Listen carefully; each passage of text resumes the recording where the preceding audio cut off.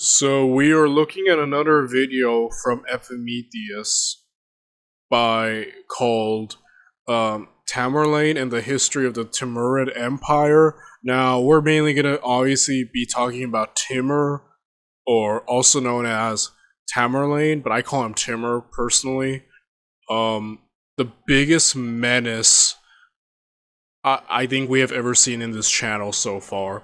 Like, my first introduction to this man was from Chad History's Evil Kings and Evil Things They Did, where he basically, the event that really resonated with me, even to this day, that might be one of the most disturbing things we've ever covered in this channel's history, was him trampling thousands of children, like around the age of 7 or 8, like literal children, and he just ran them over with him and his horses. Even the world was brutal. I mean, the world has always been brutal, but even like back then, despite the brutality of his army, of what they've done, building monuments of skulls and whatnot, even his soldiers were like, this is a bit messed up.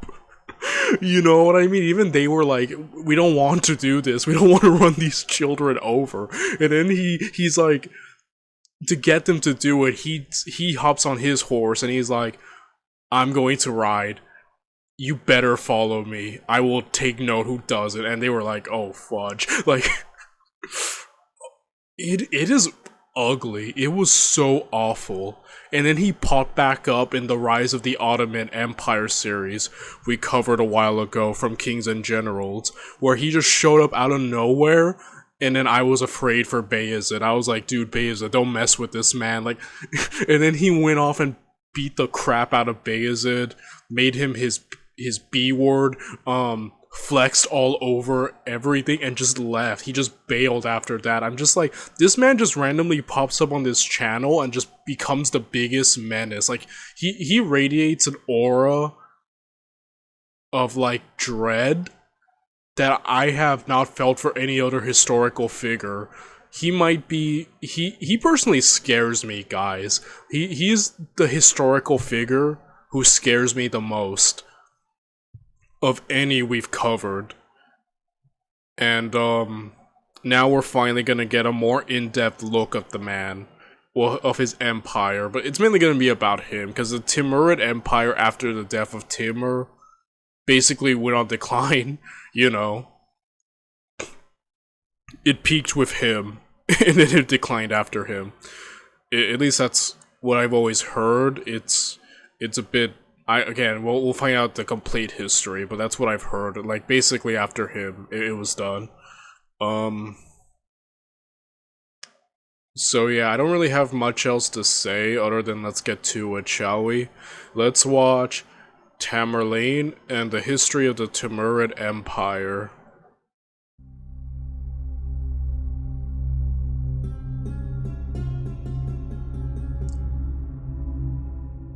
Transoxania is the land situated north of the Oxus River and south of the Jaxartes. It is the birthplace of one of the most successful and infamous conquerors ever to have lived. Born into an unimportant tribe in an obscure corner of the world with little prospects or connections, a young Timur turned to a life of petty crime, stealing.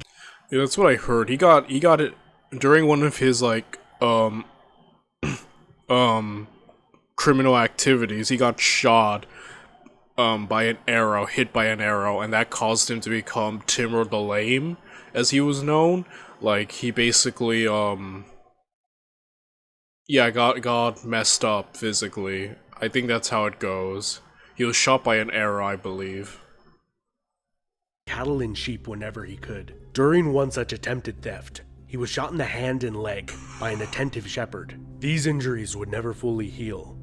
He would carry them for the rest of his life, giving him the nickname Timur the Lame, or Tamerlane, as he is known in the West. The Mongol successors of Genghis Khan had dominated much of Eurasia in the century preceding his rise to power. With the exception of the Golden Horde, these great Mongol powers became increasingly dominated by their own subjects. In the 1330s, The Ilkhanate, with its heavily urbanized population, was severely ravaged by the Black Death, with the ill Khan and his sons being killed by the plague, which led to the rapid disintegration of the ill Khanate into various small petty states. In the Chagatai Khanate, power passed to localized chieftains of largely Turkic or mixed turco-mongol descent, with the Chagatai Khan taking on an increasingly diminished role. As order increasingly gave way to chaos, plague, and anarchy, Timur began his ascent to power, with only 7 followers and 4 horses at his command.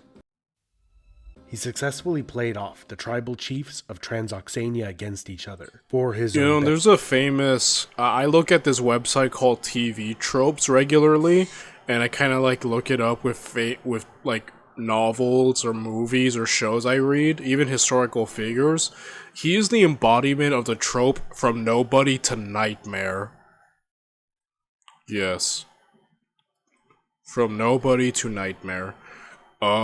I often just look at this. It's actually really addicting, and they have like many examples of this tropes used in like music, anime, comics, etc.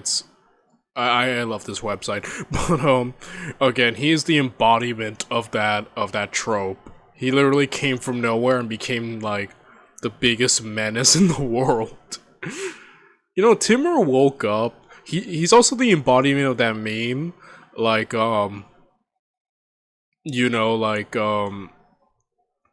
waking up and choosing violence. Like, I feel like Timur woke up every day and chose violence. Yeah, like I said, I keep using the word menace because I don't know how else to describe him, man. He is wild.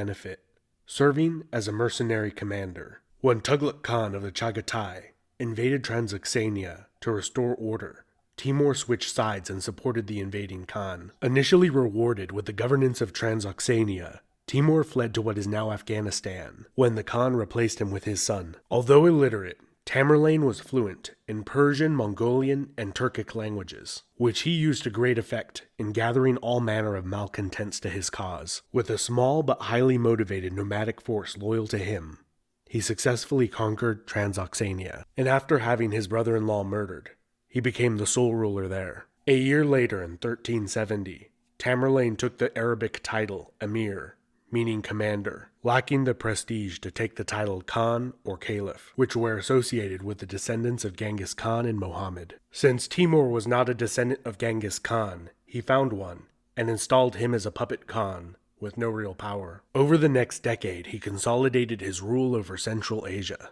After accomplishing this, he then turned south, taking Khwarezm in Afghanistan in the late 1370s. He then moved west, easily sweeping aside the myriad of tiny emirates that had been squabbling over the ruins of the Il Khanate. Throughout the 1380s, all resistance was brutally crushed. Many cities with formidable defenses surrendered without a fight, fearing being subjected to the sadistic slaughter that Tamerlane had become infamous for inflicting, such as mass beheading, burning, or burying alive of a city's population. Yes, I think a famous story I heard about him is that the story goes that he promised not to shed any of a city. He was besieging a city, and he said, if you surrender, I won't shed any blood. And so, in one of the biggest dark humor moments, he's like, I'm going to honor my thing, so I'm just gonna bury you all alive, see bloodless death, like, insane. And that in conjunction with his many mountains of skulls, like, this guy is terrifying. he was terrifying. And his army composition, like, I got comments and stuff looking into it. He utilized a lot of horse archers, and then he would like cycle it out with like heavy artillery like charges, and then cycle back into horse archers, and then he would use his metal war elephants with like swords attached to their trunks near the end of battles to break an already exhausted enemy. Like, fighting him is just an endurance race.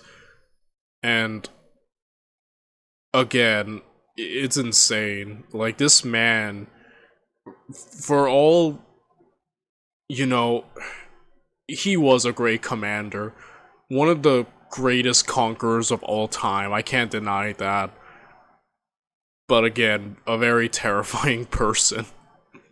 In the early 1390s, Timur conquered Mesopotamia and Baghdad, the former capital of the Islamic world. Year after year, he continued to push westward, his only respite being the occasional campaign against the Golden Horde, who had raided the north of his realm. He installed Toktemish, a Khan he believed would be loyal to him, as head of the Golden Horde. From Egypt to Anatolia, a frenzied panic consumed the populace and its leaders. As Tamerlane ravaged what is now Syria, Toktemish betrayed him and the Golden Horde invaded yet again. This time, Tamerlane moved north, with overwhelming force. His army of 100,000 indiscriminately destroyed towns, villages, and cities. Toktemish was deposed by his own people, after Tamerlane won a string of decisive victories during his 2-year campaign. Tamerlane had no desire to rule over the arid northwestern steppelands, but only to secure his northern border, which he did. The devastated Golden Horde would never recover, and would diminish and fragment. The dude really changed history. Like, he humbled the Golden Horde, which is a pretty famous successor of Genghis Khan that I've heard. He humbled them, and he also humbled the rising Ottoman Empire, like, and indirectly saved the Romans who were besieged. Like, he had such a huge impact in the world. It's insane. I've only heard of him since like this channel's time. Like, the fact that so many people don't know who this guy existed, despite all that he did, is insane. I mean, this is more westward over here, you know, but in the United States, but yeah, wild. Soon after, Timur then began to receive reports of internal instability in what was arguably the wealthiest empire on the planet at the time, the Delhi Sultanate. Taking advantage of this, he then carried out one of the greatest feats of pure destruction and accumulation of plunder in world history. In 1398, he crossed the Indus River and attacked the Delhi Sultanate without warning. Confronted with the Sultan's formidable force of elephants clad in chainmail with poison-tipped tusks, Tamerlane countered, with charging camels carrying piles of wood and burning hay on their backs. The flaming, screaming camels caused the elephants to panic and disperse in all directions. This man, he is beyond creative. You have to give it to him. He was also beyond creative in warfare. That's a great counter. I've never heard of a counter to an elephant like that. Like, often we've heard of times where elephants were scared, obviously. Usually just by throwing a lot of projectiles at them. This dude just threw flaming camels at them. Very creative, man, in his brutality. That's what makes him even more terrifying. He was intelligent, which I think is even more terrifying. Like, a brute, like, person, you know, kind of like brutal but dumb is terrifying, but someone as intelligent as him, who could also be incredibly ruthless, I think makes him even more, like, frightening as an enemy.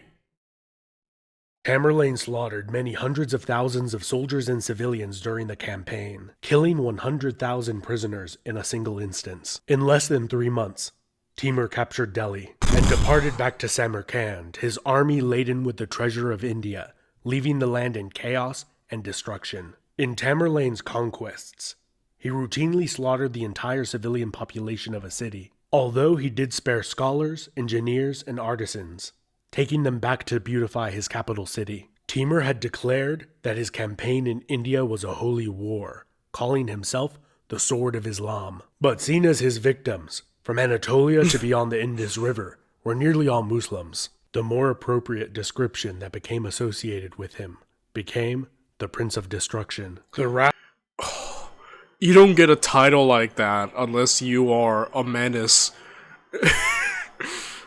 The Sword of Islam. Most of his victims were followers of Islam. Holy, that's hilarious.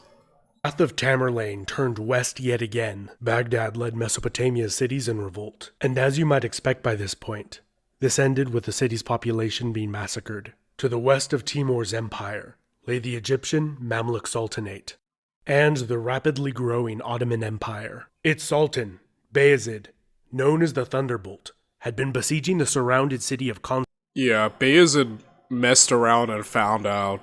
I still remember the Ottoman series, and Bayezid's not like an amateur either. The dude defeated, the armies of Europe, and fellow Turks. Like, he was more than an experienced commander. And yet, I was like, the moment Timur showed up, I was like, you're messing with the wrong guys. Get out. I almost treated him as if he were like an amateur in comparison, just because like I was that like worried for him. Again, though, he finally messed with the wrong person in Timur. Constantinople for 8 years. Bayezid also spent years exchanging letters with Timur, typically insulting each other's manliness. Yeah, the letters between Bayezid and Timur are the funniest thing ever. Like, I found like a translation of them on Reddit. In the Battle of Ankara videos by History, March, and Kings and Generals, you can check them out. I think I even showed some on those videos, but they were the funniest things ever. They just start insulting each other. Like, immediately off the bat, there's no kindness or diplomacy on either side. Like, they just get to, like, flexing and trash-talking each other. It's insane.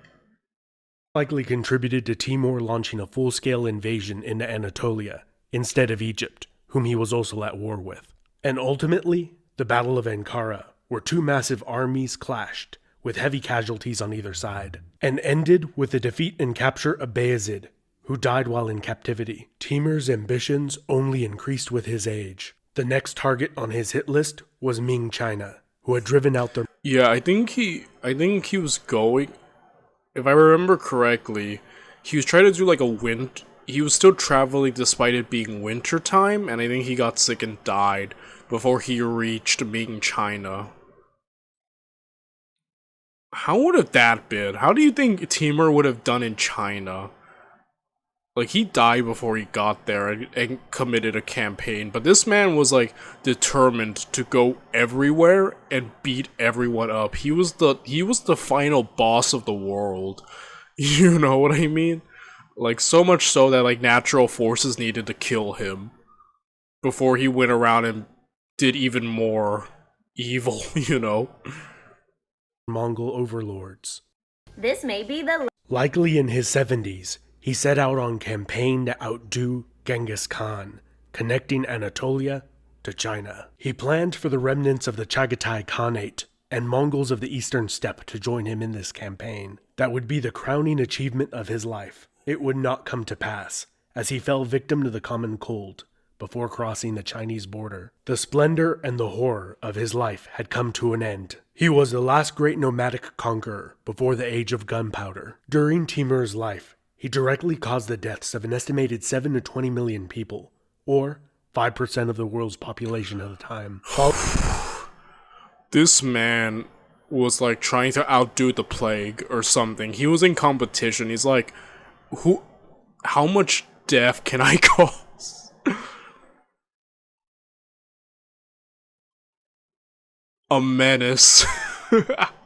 Following Timur's death in 1405, his family quickly fell into disputes that led to civil war, during which time many of the regional governors in the west gained independence. Tamerlane's son and grandson commanded the loyalty of most of the army. His son, Sharuka, won the civil war and ruled for more than 40 years, during which time Samarkand became the center of Persian culture, as all the deported scholars, scientists, and artisans of the Iranian plateau had been moved to the city. Many scholars have called this period the Timurid Renaissance. Shahrukh also normalized relations with the Chinese, setting up embassies with them and trading often, and focused more on maintaining his fragile empire, rather than waging wars of conquest. Shahrukh's son, Mirza Muhammad Shahrukh, was an accomplished astronomer, mathematician, and sultan that succeeded his father to the throne, and became known as Ulugh, meaning great ruler. Although his reign was short, his accomplishments in astronomy-related mathematics, trigonometry, and spatial geometry